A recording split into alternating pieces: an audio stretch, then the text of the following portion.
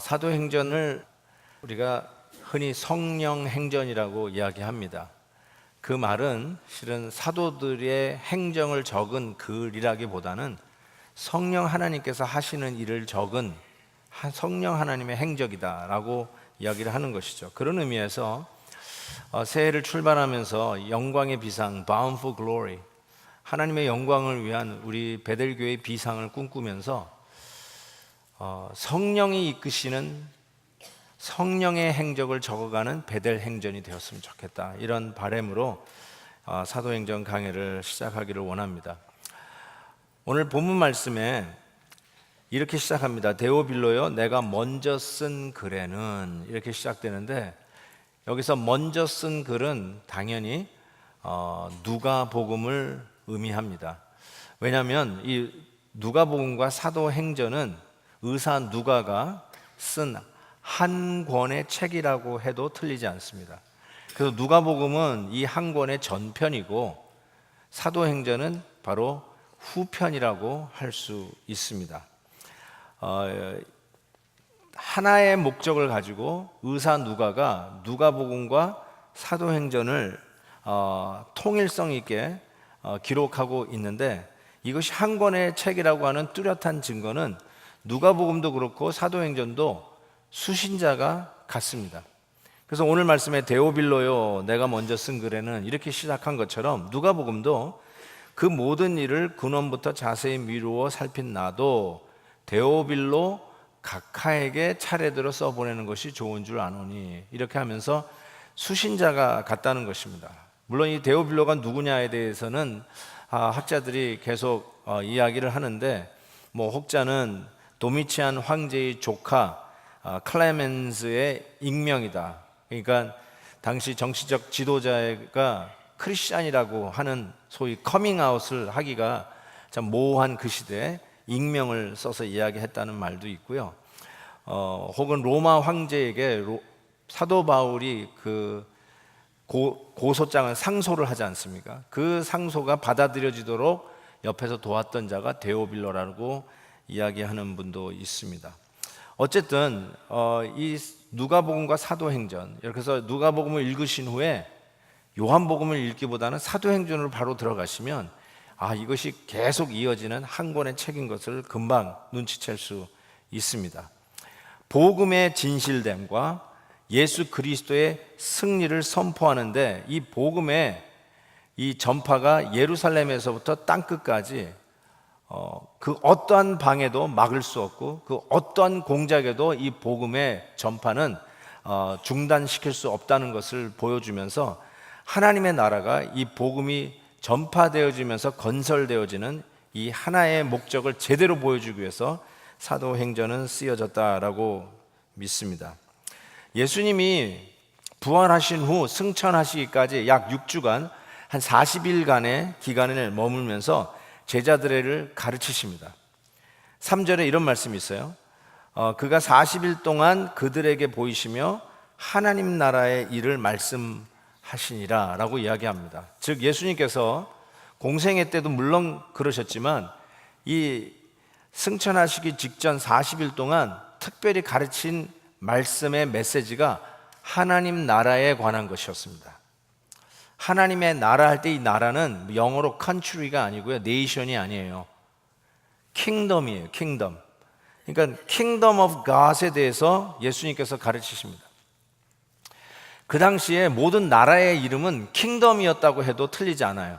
마치 올림픽 입장할 때 Republic of Korea 그러면 한국이 들어가고, Japan 하면 재팬이 들어가고, United States of America 하면 미국이 입장을 하는 식으로 그때 모든 나라의 이름은 Kingdom of Israel, Kingdom of Korea, Kingdom of Japan, Kingdom of China, 예를 들면 그런 식으로 나라 이름이 다 되어 있다는 거예요. 그래서 이 Kingdom이라는 말이 익숙한 그 당시 사람들에게 예수님이 뭘 가르치냐면 Kingdom of God, 하나님 나라에 대해서 가르치셨다는 것입니다. 그 의미를 좀 더 살펴보겠는데요, 이 Kingdom of God, 하나님 나라를 대해서 말씀하신 후에 4절에 이렇게 말씀하세요. 사도와 함께 모이사 그들에게 분부하여 이르시되 예루살렘을 떠나지 말고 내게서 들은 바 아버지께서 약속하신 것을 기다리라 라고 했습니다. 그러니까 이 하나님의 나라는 약속하신 것을 기다리는 것과 연관이 되어 있습니다. 이 약속한 것이 무엇일까? 5절 말씀에 요한은 물로 세례를 베풀었으나 너희는 몇 날이 못되어 성령으로 세례를 받으리라. 아하, 이 약속하신 것이 성령이구나. 그래서 우리가 사도행전 2장에 나오는 성령 강림, 오순절 성령 강림 사건, 그 성령의 강림을 기다리라고 하는 것임을 우리가 알 수가 있습니다. 그러니까 이 세상 나라, 이 kingdom of this world, 이 세상 나라에는 나름대로의 시스템이 있을 거예요. 그런데 주님이 가르쳐 주신 이 하나님의 나라는 성령과 연관되어 있어요. 하나님의 나라와 성령, 이것은 실은 새로운 개념은 아니에요. 이미 구약에서부터 계속해서 앞으로 이루어질 메시아의 왕국, Kingdom of God, 하나님의 나라는 성령과 연관되어 있음을 누누이 강조합니다. 그래서 그 다가올 메시아의 나라를 예언하는 이사야서에서는 그 나라를 굉장히 판타시하게 그려내고 있어요. 그때는 저는 자는 사슴같이 뛸 것이며 말 못하는 자의 혀는 노래하리니 이는 광야에서 물이 솟겠고 사막에서 시내가 흐를 것임이라. 뜨거운 사막이 변하여 못이 될 것이며 메마른 땅이 변하여 원천이 될 것이며 승냥이에 눕던 곳에 풀과 갈대와 부들이 날 것이다. 이러한 나라가 올 것이라는 거예요. 그러면서 이런 나라가 어떻게 이루어지는가? 마침내 위에서부터 영을 우리에게 부어주시리니. 바로 이 기다리던 영, 약속하셨던 영, 성령이 우리에게 부어주신 그때에 이 나라가 이루어지는 것을 예언하고 있습니다. 이사야뿐만이 아니에요. 에스겔서에서 내가 그들에게 한 마음을 주고 그 속에 새 영을 주며 그 몸에서 돌 같은 마음을 제거하고 살처럼 부드러운 마음을 준다라고 약속하십니다. 앞으로 이루어질 그 의의 나라, 메시아의 나라는 이 성령과 연관되었음을 이야기하고요. 우리가 사도행전 2장에 나오는 오순절 성령 강림 사건에 그 마지막 때에 하나님의 영이 남종과 여종에 가림없이 부어주신다는 그 예언의 말씀은 실은 요엘서에 나오는 말씀이죠. 요엘서에서 그 후에 내가 내 영을 만민에게 부어주리니 너희 자녀들이 장래일을 말할 것이며 너희 늙은이는 꿈을 꾸며 너희 젊은이들은 이상을 볼 것이며 내가 또 내 영을 남종과 여종에게 부어줄 것이다. 그 나라의 완성, 그 나라의 시작은 하나님께서 약속하신 성령과 직접 연결되어 있음을 가르쳐 줍니다. 자, 이 이야기를 하니까 제자들이 예수님과 3년 동고동락했던 제자들이 드디어 질문을 던지는 거예요. 뭐라고 질문하냐면 그들이 모였을 때 예수께 여쭈어 이르되 주께서 이스라엘 나라를 회복하심이 이때니까 라고 물었어요. 예수님은요 하나님의 나라에 대해서 가르치셨어요. 그리고 약속하신 것을 기다리라. Kingdom of God에 대해서 가르치고 있는데 제자들이 뭐라고 얘기하면 Kingdom of Israel에 대해서 묻고 있어요. 그러니까 제자들이 오해를 한 것이죠. 근데 이해는 돼요. 왜냐하면 나라를 빼앗기고 어쩌면 언제다 우린 다 자유의 나라가 될까, 다시 독립국가가 될까, 그것을 기대하고 있었던 제자들의 입장에서 예수님이 Kingdom of God을 얘기하니까 혹시 Kingdom of Israel을 회복하는 것이 이때를 의미하는 것이냐고 묻는 것이죠. 이해는 됩니다. 그러나 오해를 했죠. 하나님의 나라와 이스라엘의 나라를 혼돈한 것이라고 이야기할 수 있습니다. 그래서 이 제자들이 혼돈한 하나님의 나라에 대해서 이야기하면서 하나님 나라의 본질적인 것을 같이 좀 몇 가지로 나누어 보려고 합니다. 첫 번째는 하나님의 나라는 가시적인 것이 아닙니다. 지도에 국경을 그리면서 눈에 보이는 그런 나라가 아닙니다. 엠마오로 가는 제자도 실은 이 부분을 오해했던 것을 우리가 알 수 있어요. 예수님이 십자가에서 달려 돌아가신 이후에 엠마오로 그냥 터벅터벅 소망 없이 걸어가던 엠마오로 가는 두 제자가 이런 얘기를 했어요. 우리는 이 사람이, 예수님이 이스라엘을 속량할 자라고 바랐노라. 예수님이 정말 오병이어의 그런 기적을 베푸시고 병든 자를 막 고쳐주시고 눈먼 자가 눈을 뜨고 안진뱅이가 막 일어나는 이런 기적의 역사를 보면서 야, 저 사람이야말로 우리 이스라엘을 회복할 자라고 기대했단 말이에요. 여기서 이스라엘을 속량할 자랄 때 이 속량, 영어로 redeem인데 요 단어랑 그리고 지금 제자들이 오해하면서 물었던 이스라엘 나라를 회복하는이 이때이니까 할 때 이 회복과 같은 단어예요. 그러니까 엠마오로 가는 두 제자도 실은 이스라엘의 회복을 기대했어요. 예수님을 바라다 보면서. 그런데 예수님이 십자가 지고 돌아가시는 것을 보고 그들이 꿈꿨던 자유민주주의 이스라엘, 독립국가 이스라엘의 꿈은 산산조각이 난 것이라고 할 수 있습니다. 그들이 그렇게도 바랬던 정치적 자주 독립국가, 어쩌면 좀 더 영적으로 표현하면 그래서 우리가 마음껏 하나님을 섬기는 그런 나라를 원했는데 그 소망이 사라졌던 것이죠. 어쩌면 제자들은 그런 가시적인 나라를 원했는지 몰라요. 그런데 하나님의 나라는 그렇게 눈에 보이는 가시적인 나라가 아니라고 하면서 예수님의 대답은 이와 같았어요. 7절에 때와 시기는 아버지께서 자기의 권한에 두셨으니 너희가 알 바 아니요. None of your business. 네가 알 바 아니라는 거예요. 이 말은 하나님의 나라는 네가 이야기하는 이스라엘 나라하고는 근본적으로 다르다는 뜻을 이야기하는 거죠. 지금 내가 이야기하고 있는 하나님의 나라와 너희들이 기대하고 있는 이스라엘 나라는 다르다는 거예요. None of your business. 그런 것이 아니라고 이야기합니다.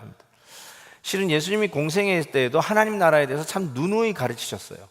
그래서 이 누가복음에 보면 예수님이 하나님 나라에 대해서 어떻게 하면 가르쳐 줄까라고 하는 그 말씀이 나와요. 누가복음 13장에 보면 하나님의 나라가 무엇과 같을까?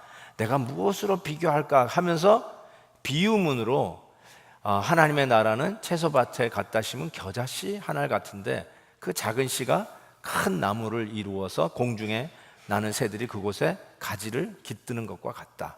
혹은 이 하나님의 나라는 무엇과 같을까? 여자가 가루 소말 속에 갖다 넣어 전부 부풀게 한 누룩과 같다.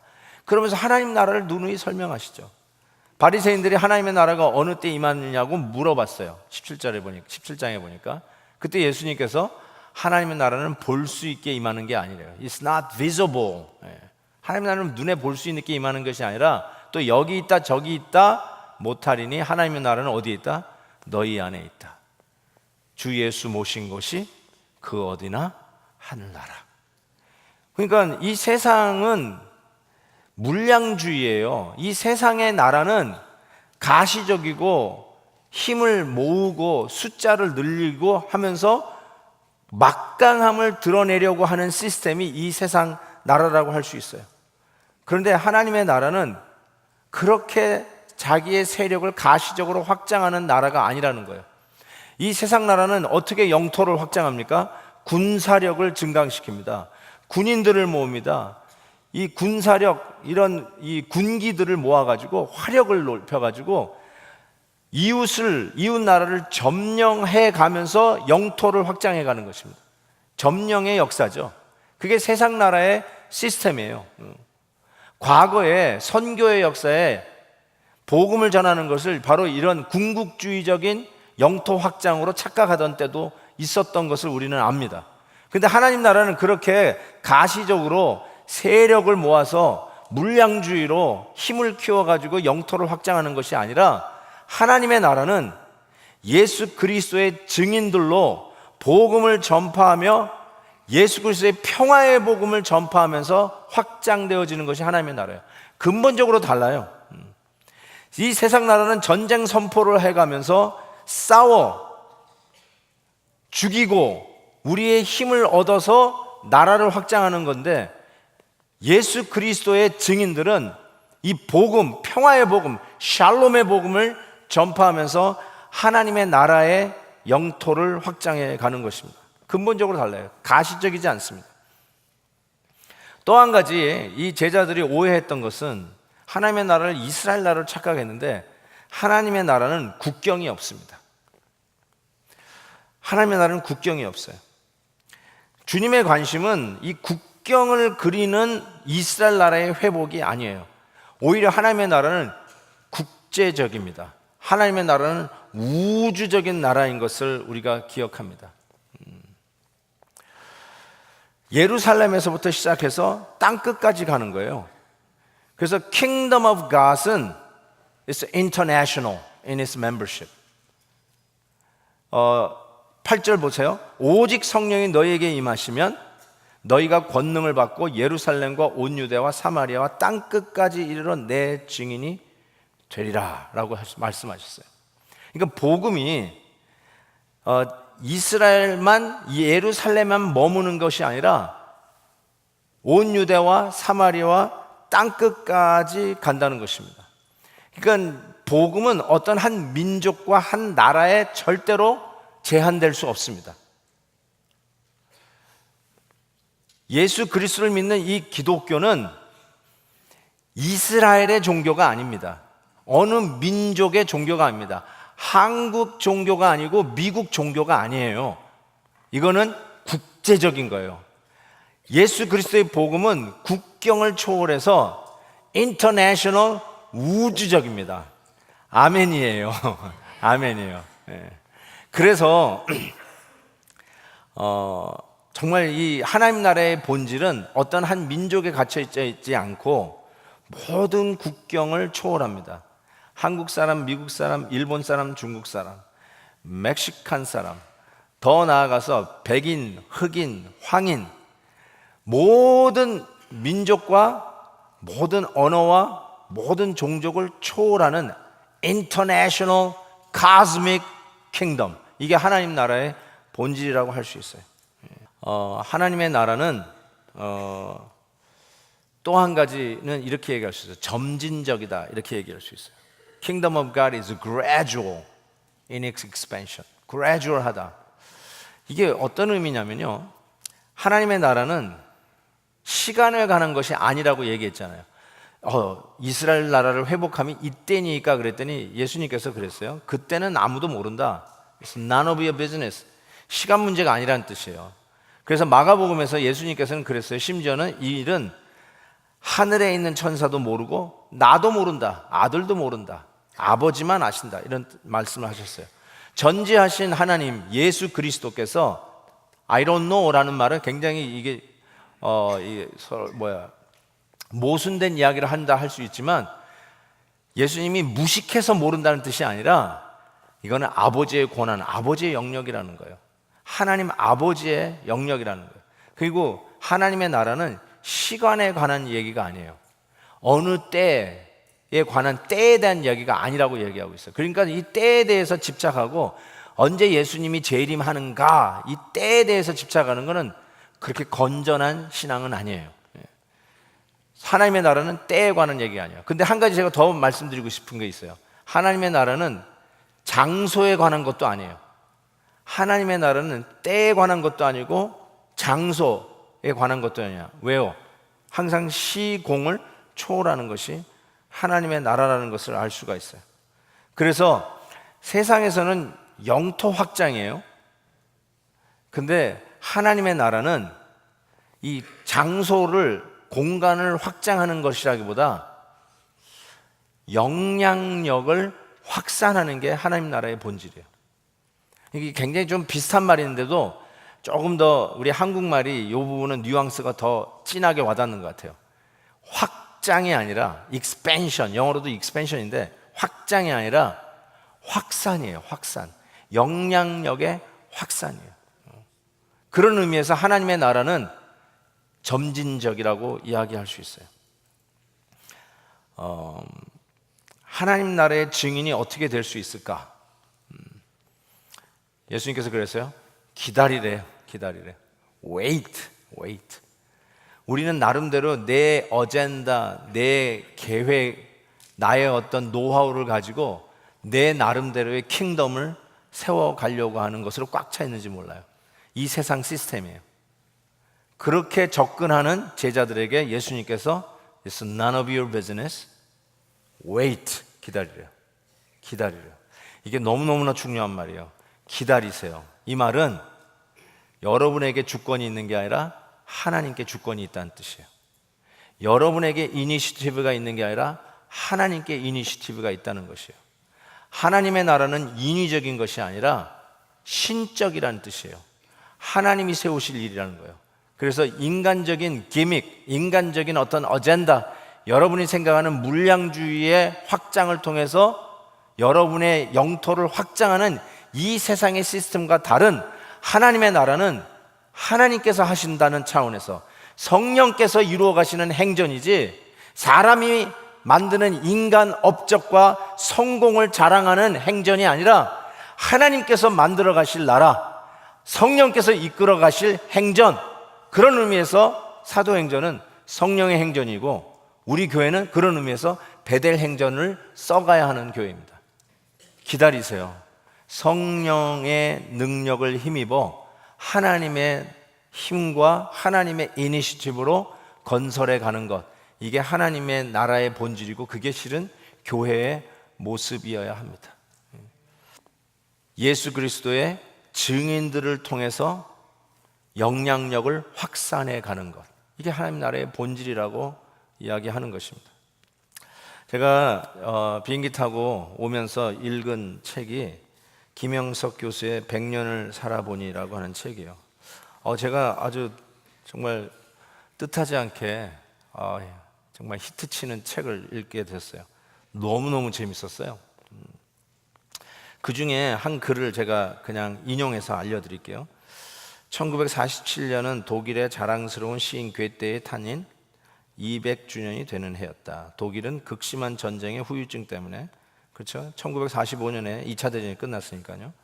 기념 행사를 개최할 여력이 없었다. 그것을 애석하게 여긴 전쟁의 적대국이었던 미국이 세계적인 이 괴테 기념 축전을 개최했다. 괴테의 정신적 영향력은 전쟁의 파괴력보다 높이 평가받아 당연한 결과였다. 아하, 이거예요. 여러분, 이 세상은 군사력을 모아서 정명하는 거예요. 그런데 괴테의 이 영향력을 그 나라는 못했는데 이 미국의 위대함이 역사는 미국이 그거를 셀리브레이션 해주는 거예요. 왜요? 괴테의 영향력을 인정해 주는 것이죠. 또 하나 예를 들었는데 20세기에 끝내면서 미국의 주간인 타임이 100년 동안 가장 위대한, 20세기 100년 동안 가장 위대한 업적을 남긴 사람을 선정했는데 어떤 재벌가도 아니고 정치가도 아닌 과학자 아인슈타인을 꼽았어요. 이것도 참 기가 막힌 이야기인 것 같아요. 우리는 얼마나 많은 재력이요, 얼마나 많은 권력을 가져야 우리의 나라, Kingdom of this world 세워가느냐, 거기에 초미의 간사인데 과학자의 영향력을 그는 더 위대하게 보았다라고 할 수 있어요. 이게 바로 영향력이에요. 하나님의 나라는 바로 이 영향력의 확산이에요. 한 가지 더 이 책을 읽다가 진짜 대박, 너무 웃겨가지고 제가 많이 깔깔거려가지고 지나가는 여승무원이 놀랬던 글인데요. 이 글에 뭐가 나오냐면, 여러분 알다시피 김영석 교수가 지금 거의 100세예요. 100세인가 오늘 올해가? 근데 그분 이 책이 실은 2016년에 나왔어요. 제가 본 책은 23쇄를 찍은 책을 읽었어요. 그러니까 올해 나온 책인데 그렇게 많이 팔린 책입니다. 아마 여러분 많이 읽어보실 것 같은데, 여러분이 알다시피 김형석 교수는 아내가 20년 동안 투병을 했어요. 그 병수발을 하다가 그 교수님이 84세의 나이에 아내가 별세를 했어요. 그리고 나서 7년이 지났어요. 그러니까 91세에 그가 경험한 일을 이 책에 적었는데요. 그 내용이 이렇습니다. 혼자서 식당에 가가지고 식사를 하고 이렇게 나오는데 식당 여 직원 3사람이 어떻게 이렇게 혼자 식사를 하냐고 이렇게 묻더라는 겁니다. 그래서 본인은 혼자서 이렇게 넓은 식탁을 차지해서 그랬나 보다 해서 미안해서 미안하다고 그렇게 얘기했더니 그 뜻이 아니고요.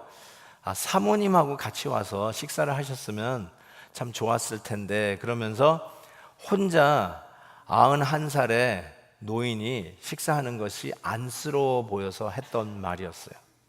그래서 그런 것이었냐고 하면서 이렇게 대답했어요. 어쩌다 보니까 자꾸 늦어져서 아직 결혼을 못하고 있다고 라고 얘기했습니다. 요 글에 소재가 붙어 있어요. 소재가 이거예요. 재혼을 했으면 더 행복했을까? 이게 소재예요. 그러면서 여직원들이 그랬었군요. 그리고 또 한 여직원은 늦어도 너무 늦었네요. 서두르세요. 뭐 이렇게 얘기했다는 거예요.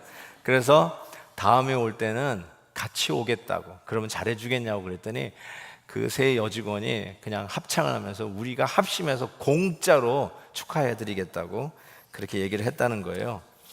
그러면서 이 김영숙 교수가 나는 안 그랬는데 91살에 식당에 들어가서 혼자 밥 먹고 나오는 모습을 사람들이 볼 때 안쓰럽게 생각하는구나, 측은하게 생각하는구나 라는 걸 알면서 옛날 자기 돌아가신 어머니가 해준 말이 떠올랐다고 하는데, 이 글이 대박이었어요.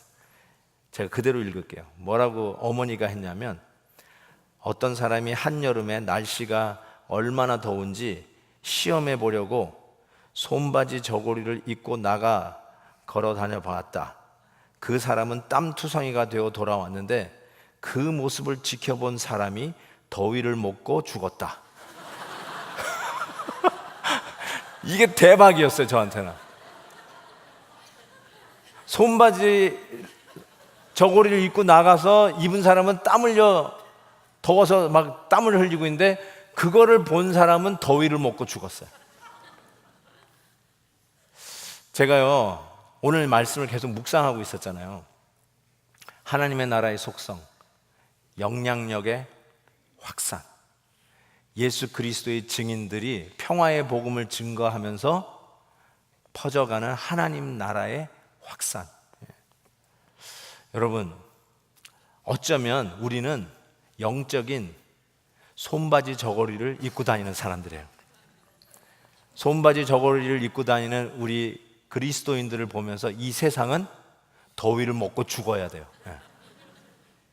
그냥 미친 사람들 그냥 저러고 손바지 입고 다니는구나 하고 방관하는 게 아니라 우리를 보고 더워 죽어야 돼요. 그게 영향력이에요. 예수 그리스도를 믿는 사람들의 영향력. 그래서 성경에서는 예수 믿는 사람들을 세상이 감당하지 못할 사람이라고 했어요. 그런 거예요. 그냥 저 사람 교회 다니는 사람인가 보다, 그냥 그런 사람인가 보다, 아무런 영향력을 못 끼치는 그런 그리스도인들이 아니라, 우리는 손바지 저고리 입고 다니는데 그걸 보고 있는 성도들이 영향을 받아서 더워 죽겠어요. 그게 복음을 가지고 다니는 증인들의 영향력이에요. 세상은 망했다고 하고 이제 끝났다라고 하고 절망이라고 이야기하는 예수 그리스도의 십자가예요. 그런데 그 십자가를 믿는 우리 성도들은 세상은 졌다라고 하고 낙오했다라고 끝났다라고 하는 바로 그 십자가의 복음을 가지고 증인의 역할로 세상이 더워 죽게 만드는, 세상이 감당하지 못하는 그리스도의 생명력, 성령의 능력으로 나타날 수밖에 없는 영향력을 확산해가는 공동체, 그게 하나님 나라의 본질이고 그게 교회의 모습이라는 거예요. 이제부터 써갈 베델 행전이 더 기대되어집니다. 성령께서 우리에게 찾아오시고 우리의 어젠다가 아닌 하나님의 어젠다로, 우리의 능력이 아닌 하나님의 능력으로 덧입히셔서 예루살렘에서 땅끝까지 시공을 초월하며 하나님 나라의 영향력을 확산하는 믿음의 공동체로 Bound for Glory, 영광에 비상하는 우리 베델 공동체 되기를 주의 이름으로 축복합니다.